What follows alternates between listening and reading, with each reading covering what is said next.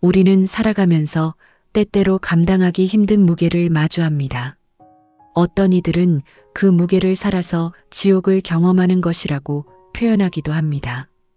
질병으로 고통받는 몸, 관계의 깊은 상처, 경제적 궁핍, 이해할 수 없는 상실, 이런 고난의 순간들 속에서 우리는 신앙의 짐을 힘겹게 짊어지고 걸어갑니다. 그럼에도 불구하고 우리는 묻습니다. 어떻게 주님을 포기하지 않을 수 있을까? 이토록 힘든 순간에도 믿음을 붙잡을 수 있는 그 사랑의 근원은 무엇일까? 이 질문들은 단순한 의문이 아닙니다. 이것은 고난 속에서도 신앙을 지키고자 하는 우리 모두의 간절한 고백입니다. 그 답은 놀랍게도 우리 자신에게서 나오지 않습니다. 우리가 주님을 포기하지 않는 이유는 먼저 주님께서 우리를 결코 포기하지 않으셨기 때문입니다. 주님의 위대한 사랑이 우리를 먼저 사랑하셨고 그 사랑이 우리로 하여금 고난 속에서도 믿음을 붙잡게 합니다. 오늘 우리는 두 분의 믿음의 선배를 통해 이 사랑의 본질을 깊이 묵상하고자 합니다. 일제강점기라는 암흑의 시대를 살아가시며 생명보다 귀한 믿음을 지키신 주기철 목사님과 손양원 목사님. 이 두 분의 삶은 단순한 역사 속 이야기가 아닙니다.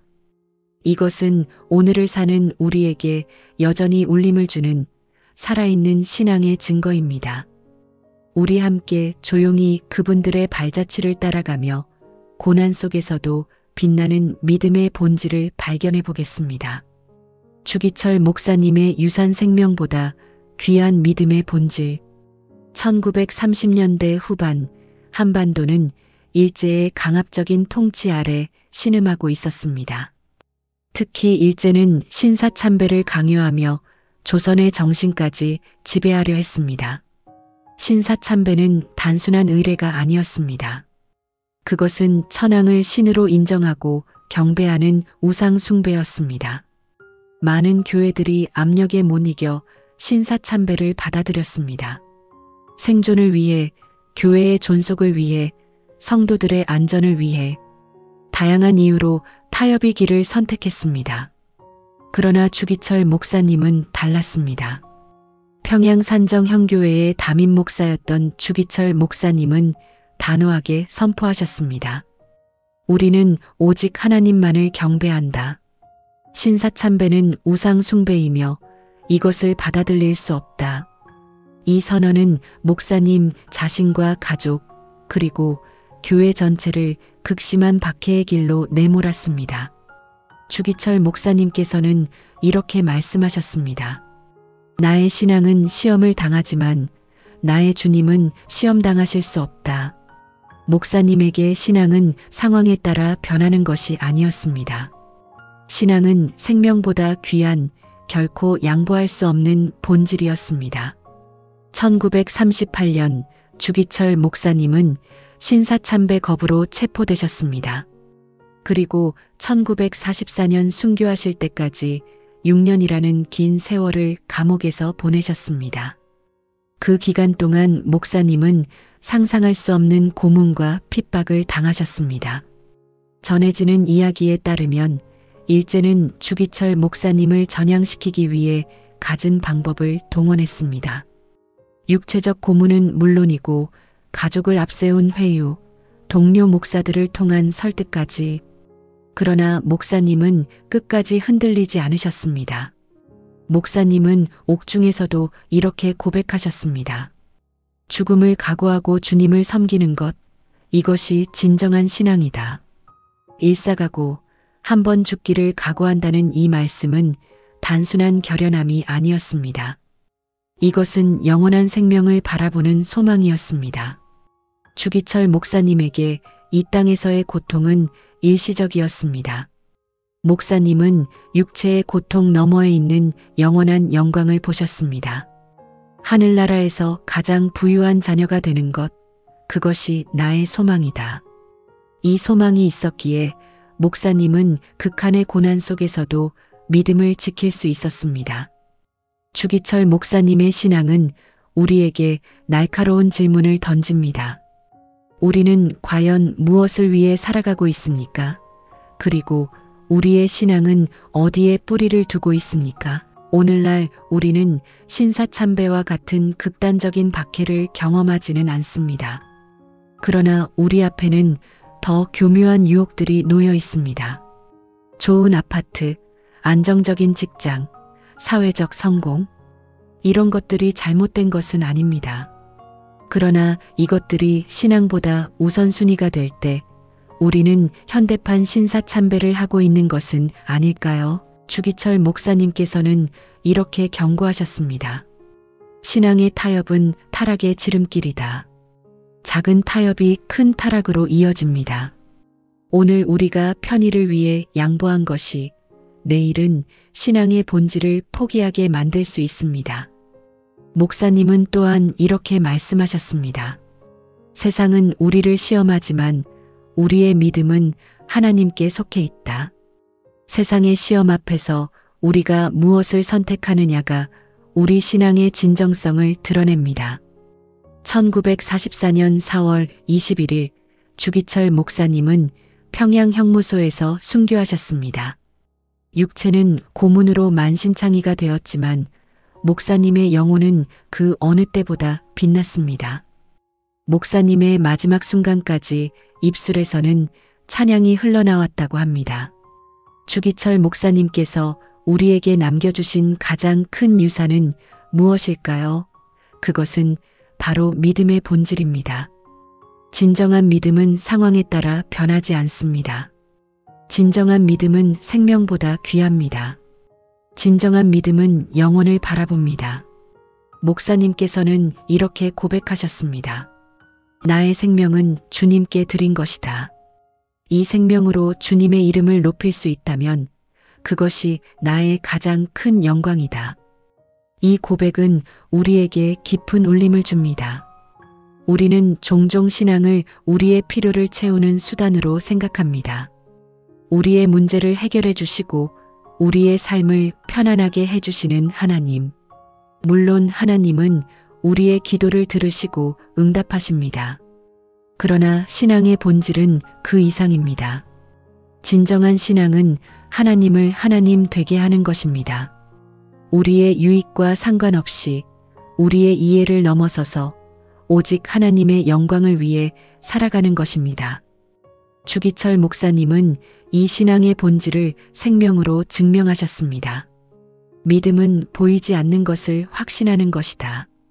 그러나 그 확신은 우리의 삶으로 보여져야 한다. 목사님의 이 말씀은 오늘 우리에게 도전입니다. 우리의 믿음은 우리의 삶으로 보여지고 있습니까? 우리는 고난 속에서도 믿음을 지키고 있습니까? 주기철 목사님께서 옥중에서도 포기하지 않으셨던 것은 하늘나라를 향한 분명한 소망 때문이었습니다. 목사님은 이 땅에서의 고난이 영원한 영광과 비교할 수 없음을 아셨습니다. 이 땅에서의 고통은 잠시지만 하늘나라의 영광은 영원하다. 목사님의 이 고백은 단순한 위로의 말이 아니었습니다. 이것은 목사님이 직접 경험하고 확신하신 진리였습니다. 우리는 종종 눈앞의 현실에 압도당합니다. 당장의 고통이 너무 크고 현재의 어려움이 너무 무겁습니다. 그래서 우리는 영혼을 잊어버립니다. 그러나 주기철 목사님은 우리에게 말씀하십니다. 눈을 들어 영혼을 바라보라고. 목사님께서는 이렇게 말씀하셨습니다. 하늘나라에서 가장 부유한 자녀가 되는 것이 나의 목표다. 이 땅에서의 모든 것을 잃는다 해도 그 목표를 잃지 않을 것이다. 이것이 일사가고 신앙의 힘입니다. 우리도 이 소망을 붙잡아야 합니다. 이 땅에서의 성공이 아니라 하늘나라에서의 영광을 바라보아야 합니다.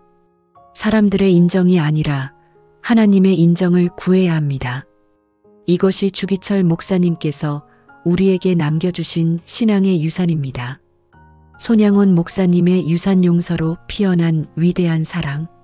1948년 10월 19일 여수순천 1019 사건이 발생했습니다. 좌익 세력의 무장봉기로 수많은 사람들이 목숨을 잃었습니다. 그 중에는 손양원 목사님의 두 아들, 손동신 집사와 손동인 집사도 있었습니다. 두 아들은 여수의 양원에서 나환자들을 섬기며 복음을 전하고 있었습니다.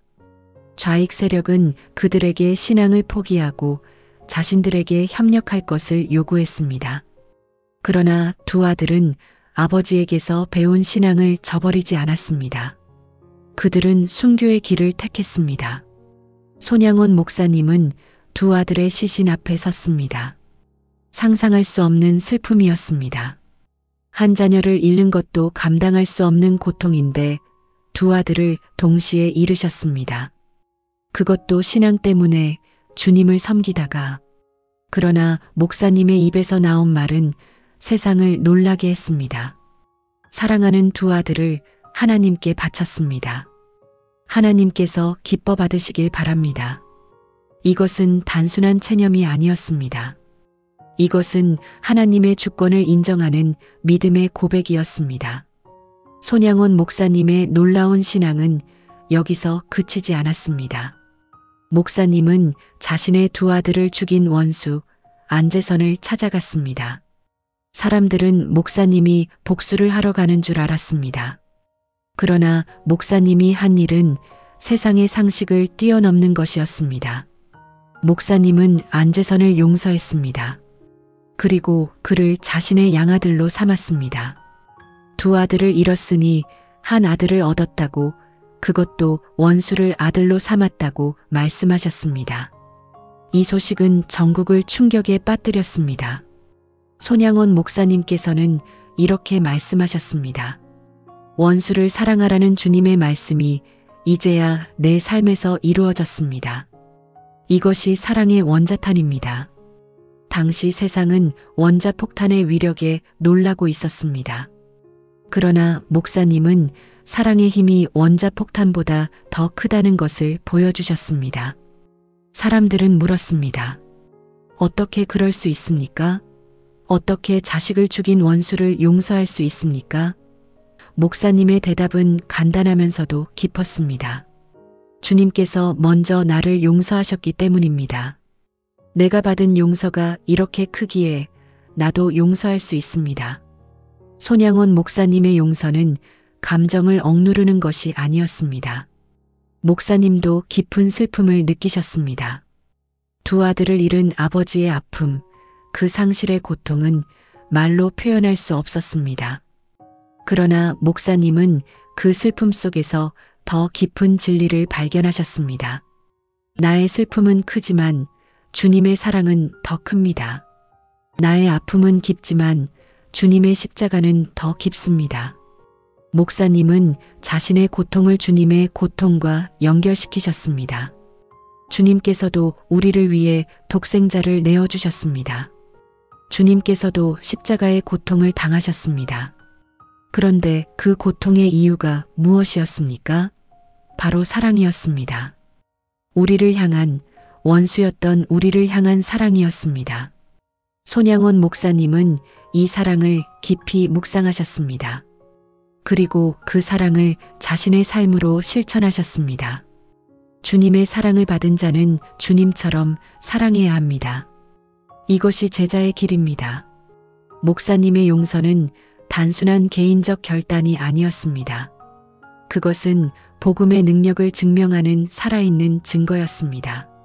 사람들은 목사님의 삶을 보며 복음의 진정한 의미를 깨달았습니다. 용서와 사랑, 이것이 복음의 핵심이구나. 손양원 목사님의 삶은 우리에게 중요한 진리를 가르쳐 줍니다. 신앙은 고통을 없애는 것이 아닙니다. 신앙은 고통 속에서도 사랑할 수 있는 힘을 줍니다. 목사님께서는 이렇게 고백하셨습니다. 나는 약하지만 주님은 강하십니다. 나는 용서할 수 없지만 주님의 사랑으로 용서할 수 있습니다. 이것이 바로 우리가 찾던 답입니다. 우리가 주님을 포기하지 않는 이유, 그것은 주님의 사랑이 우리를 먼저 붙드셨기 때문입니다. 우리 모두는 살면서 감당할 수 없는 슬픔을 경험합니다. 사랑하는 사람을 잃고 꿈이 깨지고 건강을 잃고 관계가 파괴되는 이런 순간들 속에서 우리는 절망합니다. 이렇게까지 힘든데 어떻게 믿음을 지킬 수 있을까? 손양원 목사님은 우리에게 말씀하십니다. 그 고통이 진짜임을 인정하라고, 슬픔을 억누르지 말라고. 그러나 그 슬픔 속에서도 주님의 사랑은 여전히 크다는 것을 기억하라고. 주님께서 하시는 일은 실수가 없습니다. 우리가 이해할 수 없어도 주님의 계획은 완전합니다. 목사님의 이 믿음이 있었기에 극한의 고통 속에서도 사랑을 선택할 수 있었습니다. 손양원 목사님의 삶은 또 다른 중요한 메시지를 우리에게 던집니다. 우리가 누리는 자유에는 책임이 따른다는 것입니다. 목사님께서는 이렇게 말씀하셨습니다. 우리는 자유를 얻었습니다. 그러나 이 자유는 우리만을 위한 것이 아닙니다. 이 자유로 우리는 아직 자유를 얻지 못한 자들을 위해 일해야 합니다. 오늘날 우리는 신앙의 자유를 누리고 있습니다. 우리는 마음껏 예배드릴 수 있고 성경을 읽을 수 있으며 복음을 전할 수 있습니다. 그러나 이 자유가 단순히 우리의 편안함을 위한 것일까요? 손양원 목사님은 우리에게 도전하십니다.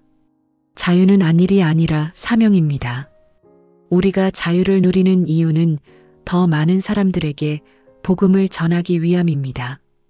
특히 목사님은 북한의 동포들을 잊지 말아야 한다고 강조하셨습니다. 분단의 아픔 속에서 신앙의 자유를 빼앗긴 북한의 형제자매들, 그들을 위해 우리는 기도하고 준비해야 합니다. 통일은 단순한 정치적 목표가 아닙니다. 그것은 복음의 사명입니다. 손양원 목사님의 사랑은 개인적 차원을 넘어 민족적 차원으로 확장되었습니다. 목사님은 여수의 양원에서 나환자들을 섬기셨습니다. 당시 나환자들은 사회에서 버림받은 사람들이었습니다. 그러나 목사님은 그들을 사랑으로 품으셨습니다. 목사님께서는 이렇게 말씀하셨습니다. 예수님께서 나병 환자를 만지셨듯이 우리도 소외된 이웃을 사랑해야 합니다. 이것이 복음을 사는 것입니다.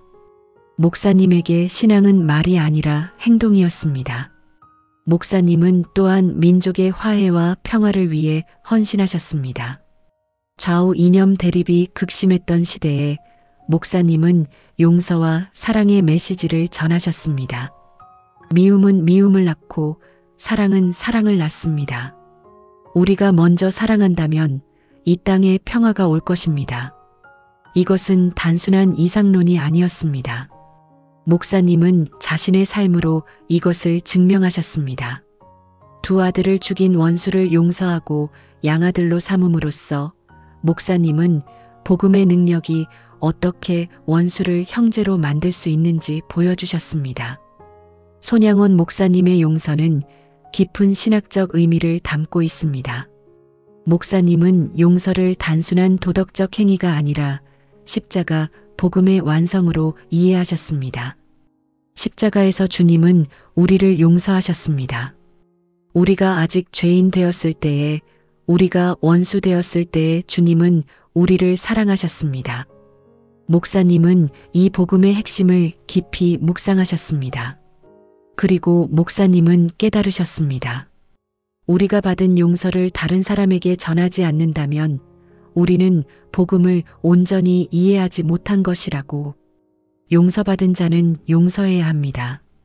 이것이 제자의 길이며 십자가를 지는 것입니다. 손양원 목사님의 용서는 세상에 큰 충격을 주었습니다. 사람들은 이렇게 말했습니다. 이것이 진짜 기독교구나. 이것이 예수님이 말씀하신 사랑이구나. 목사님의 삶은 복음을 변호하는 가장 강력한 증거가 되었습니다. 예수님께서 말씀하셨습니다. 원수를 사랑하라. 이 말씀은 기독교 윤리의 최고봉입니다. 그러나 이것은 동시에 가장 실천하기 어려운 말씀이기도 합니다. 손양원 목사님은 이 말씀을 삶으로 실천하셨습니다. 그리고 목사님께서는 이렇게 증언하셨습니다.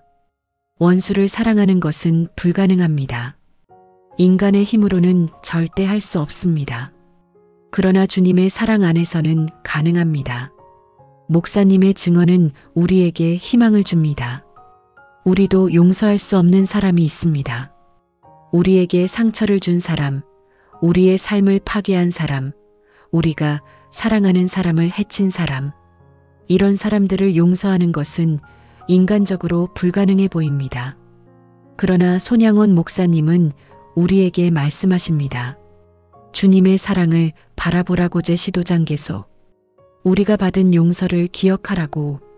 그리고 그 사랑의 힘으로 한 걸음 내디디라고. 용서는 감정이 아니라 결단입니다. 사랑은 느낌이 아니라 선택입니다. 목사님의 이 말씀은 우리에게 실천의 길을 보여줍니다. 우리가 먼저 용서하기로 결단할 때 주님께서 우리에게 용서할 수 있는 힘을 주십니다. 손양원 목사님의 양아들 안재선은 훗날 이렇게 고백했습니다. 목사님의 용서가 나를 변화시켰습니다. 그 사랑이 나를 새 사람으로 만들었습니다. 이것이 바로 사랑의 원자탄입니다. 미움은 사람을 파괴하지만 사랑은 사람을 새롭게 창조합니다. 1950년 9월 28일 한국 전쟁 중에 손양원 목사님은 순교하셨습니다. 목사님을 끌고 가던 좌익 세력이 목사님에게 마지막으로 물었습니다. 후회하지 않습니까? 당신의 신앙 때문에 두 아들을 잃고 이제 당신도 죽게 되었습니다.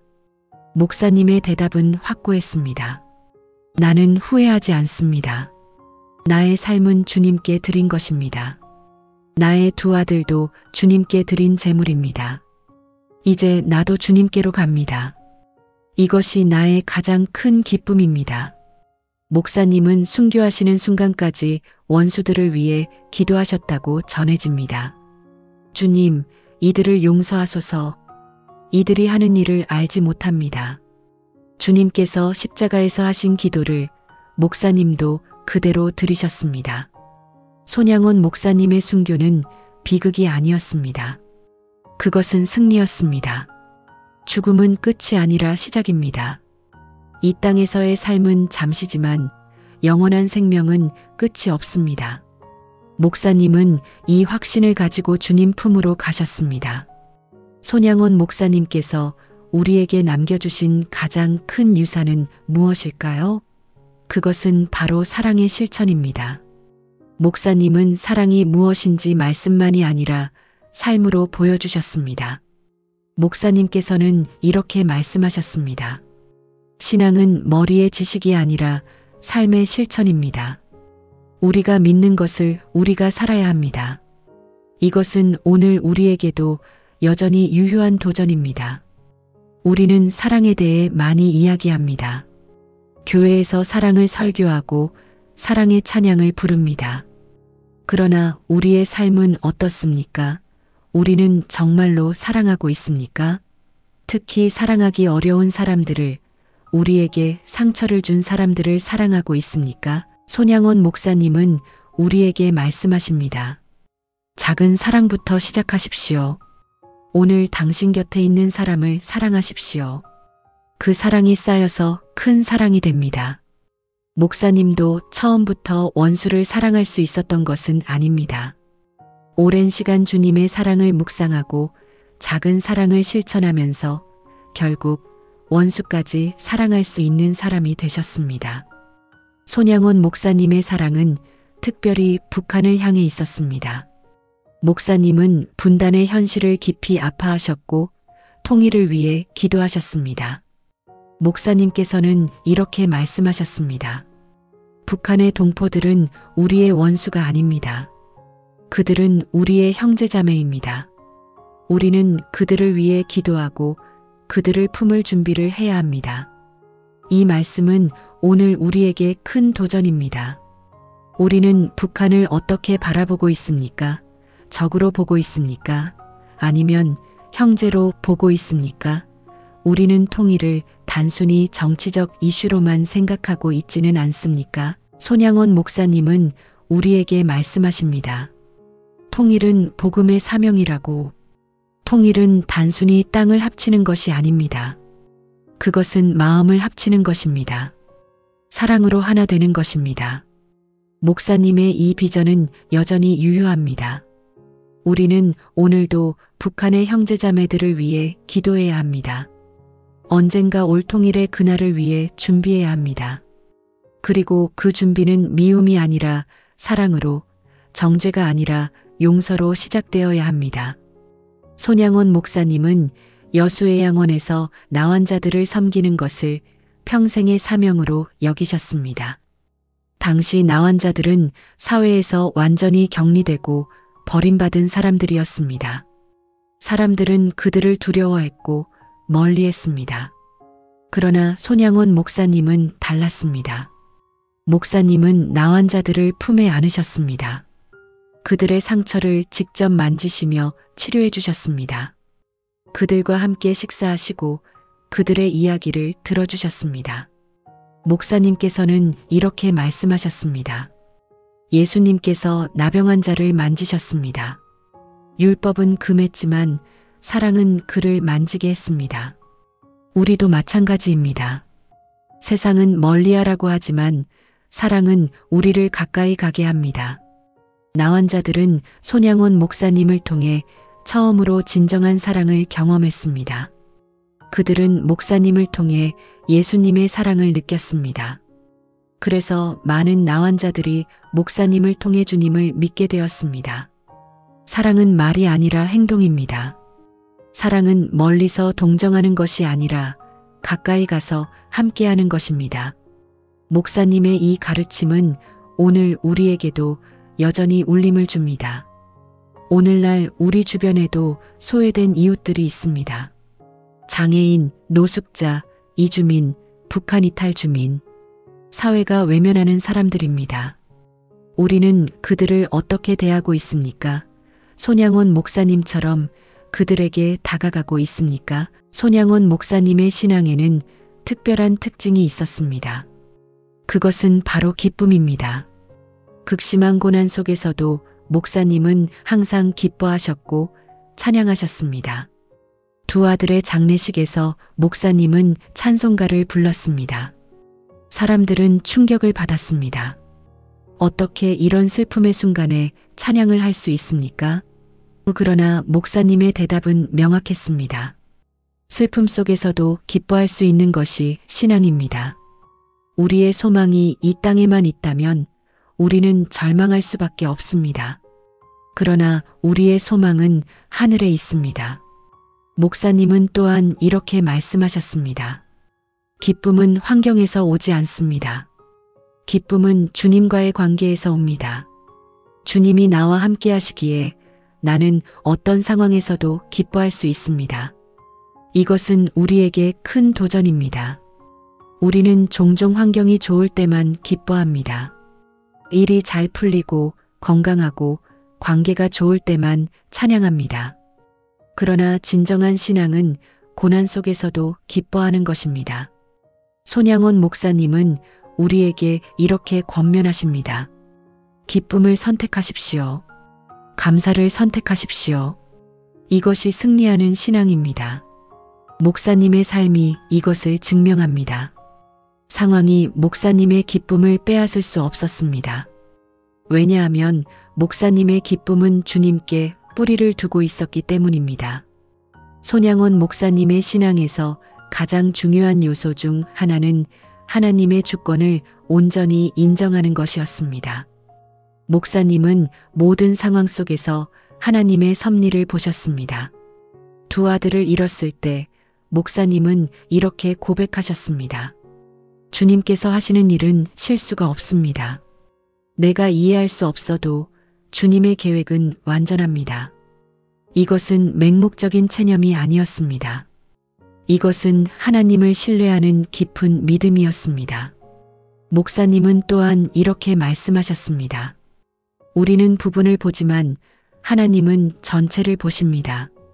우리는 현재를 보지만 하나님은 영혼을 보십니다. 그러므로 우리는 하나님을 신뢰해야 합니다. 이 믿음이 있었기에 목사님은 극한의 고난 속에서도 흔들리지 않으셨습니다. 목사님은 하나님의 선하심을 의심하지 않으셨습니다. 비록 고통스러워도, 비록 이해할 수 없어도 하나님은 선하시다는 것을 확신하셨습니다. 고난에는 하나님의 뜻이 있습니다. 우리를 단련하시고, 우리를 성장시키시고, 우리를 통해 영광 받으시기 위한 하나님의 계획이 있습니다. 목사님의 이 고백은 고난 속에 있는 우리에게 큰 위로가 됩니다. 우리도 이해할 수 없는 고난을 겪을 때가 있습니다. 왜 나에게 이런 일이? 라고 묻습니다.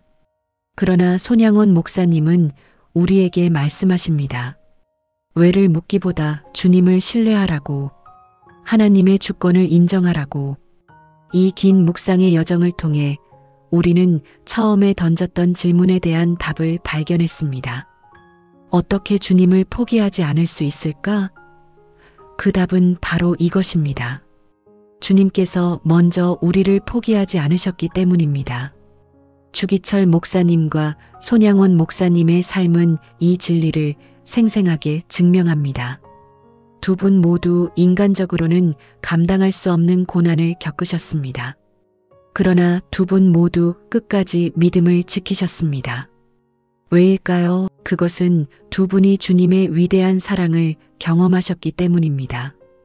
그 사랑이 너무 크고 그 은혜가 너무 깊어서 어떤 고난도 그 사랑을 빼앗을 수 없었습니다. 주님의 사랑이 우리를 붙드십니다. 우리가 주님을 붙잡는 것이 아니라 주님께서 우리를 붙잡으십니다. 주기철 목사님께서 우리에게 가르쳐 주신 가장 중요한 교훈 중 하나는 소망입니다. 목사님은 이 땅의 고통 너머에 있는 영원한 영광을 보셨습니다. 이 땅에서의 고난은 잠시지만 하늘나라의 영광은 영원합니다. 이 소망이 목사님으로 하여금 생명보다 귀한 믿음을 지키게 했습니다.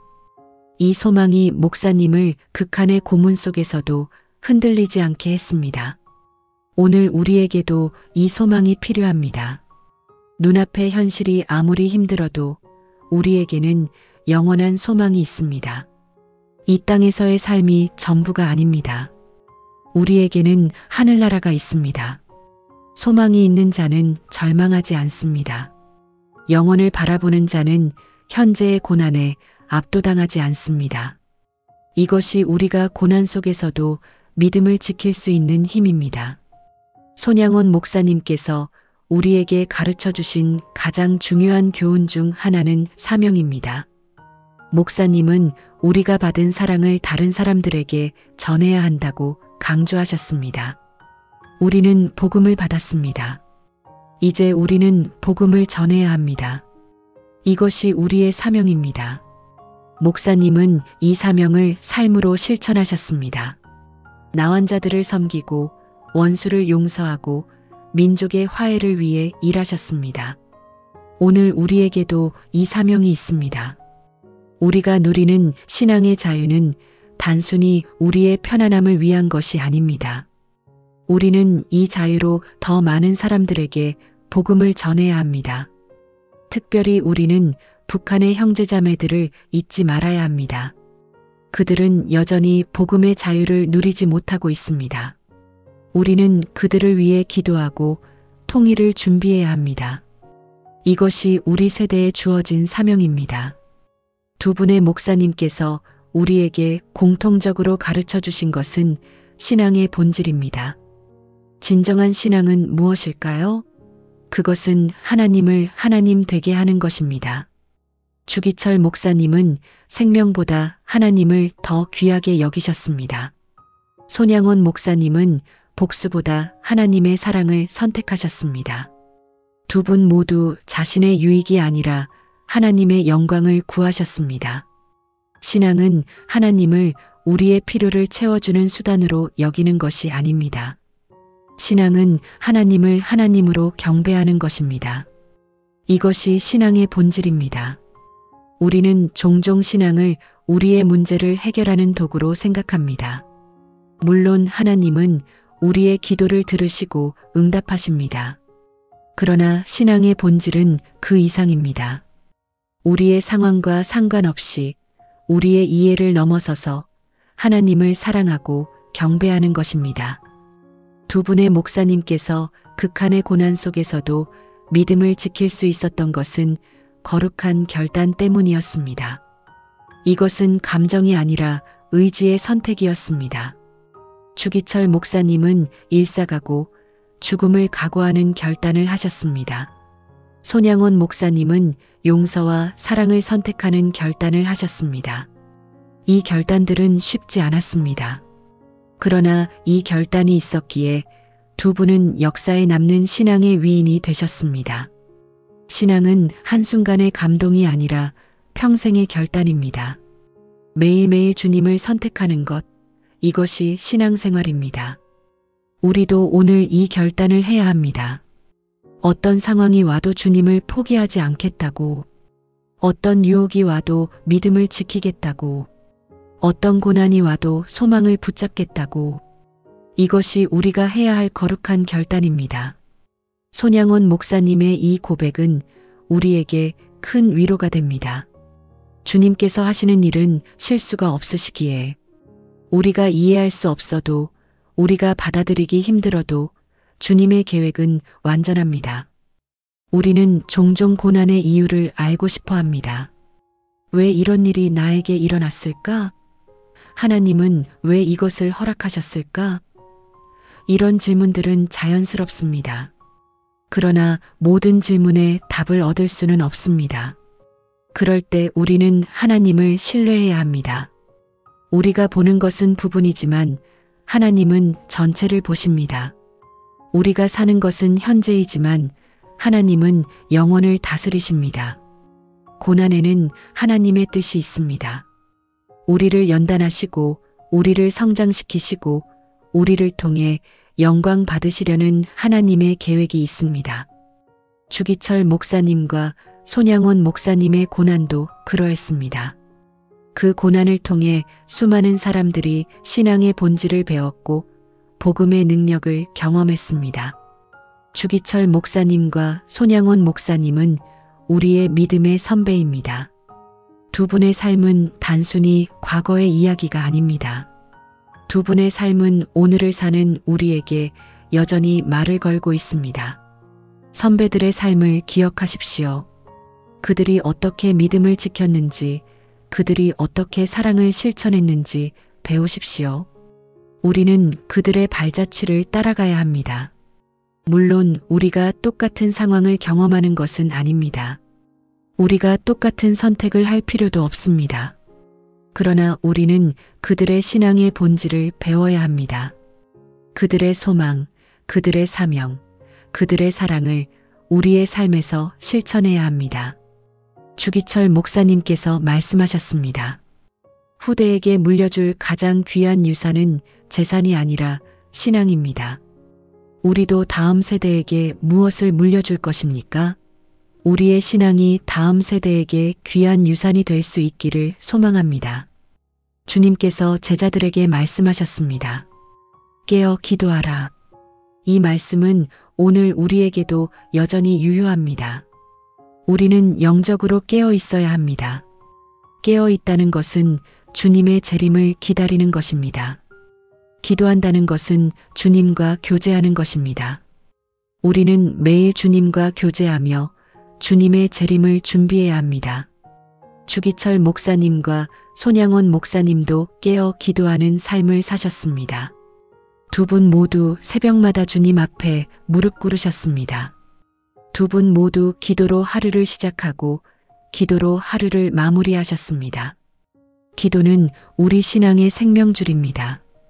기도 없이는 우리가 고난을 이겨낼 수 없습니다. 기도 없이는 우리가 유혹을 물리칠 수 없습니다. 기도하는 자는 넘어지지 않습니다. 주님과 연결된 자는 힘을 잃지 않습니다. 마라나타, 주 예수여 오시옵소서.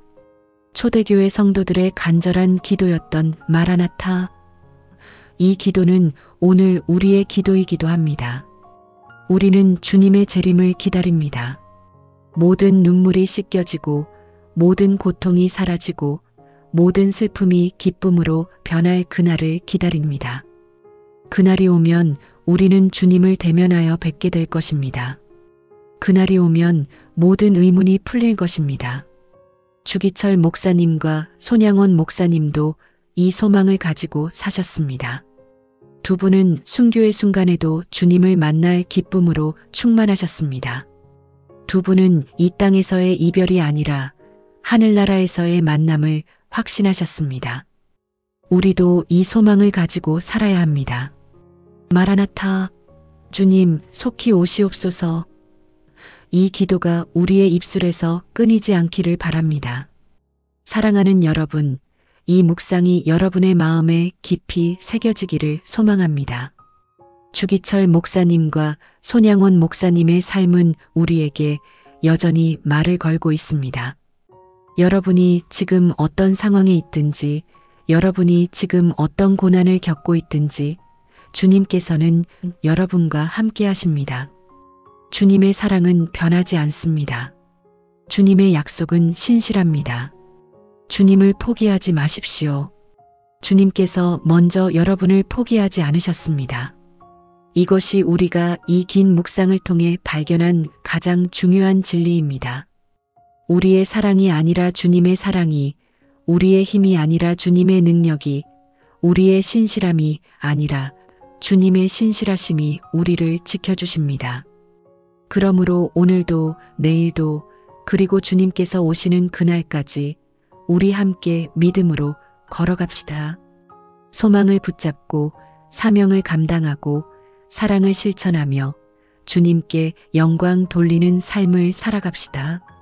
주님의 은혜와 평강이 여러분 모두와 함께 하시기를 기도합니다. 아멘.